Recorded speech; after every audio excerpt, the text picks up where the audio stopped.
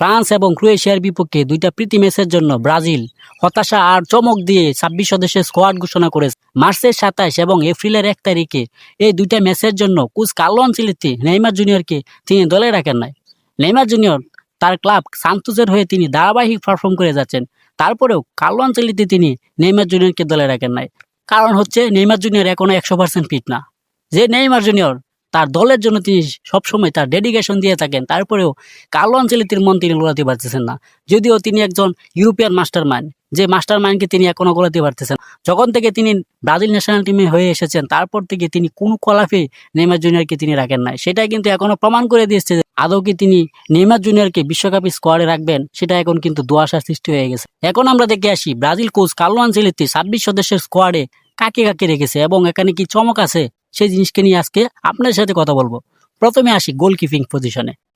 Ellison Becker Liverpool, Bento Al Nassr, Ederson Fenerbahce defender, Marquinhos PSG, Gabriel Magalhaes Arsenal, Bremer Juventus, Danilo Flamengo, Alexsandro Flamengo, Douglas Santos Zenit, Wesley Roma, Ibanez Al Ahli, Leo Pereira Flamengo, midfielder Casemiro Manchester United, Danilo Botafogo, Fabinho Al Ettifaq, Gabriel Sara Galatasaray, Santos Chelsea, forward Vinicius Junior Real Madrid, Raphinha Barcelona, Joao Pedro Chelsea, Igor Thiago Brentford, Gabriel Martinelli Arsenal, Rayan Bournemouth, Henrique Leo, Cunha Manchester United, Luis Enrique zenith.